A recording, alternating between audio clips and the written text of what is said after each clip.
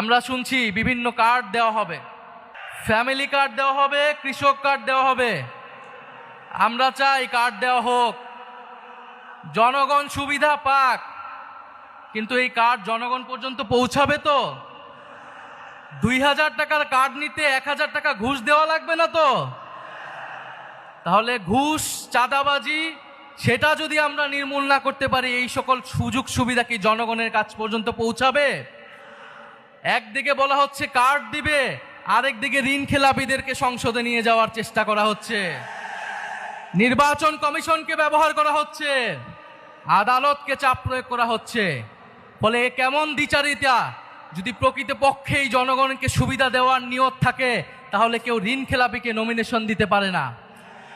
যারা ঋণ পরিশোধ করে নাই, তারা সংসদে গেলে আপনার মনে হয় তারা ঋণ পরিশোধ করবে? আর এরা আবারও ঋণ নিবে, এরা আবারও টাকা লুট করবে, এরা আবারও টাকা পাচার করবে বিদেশে।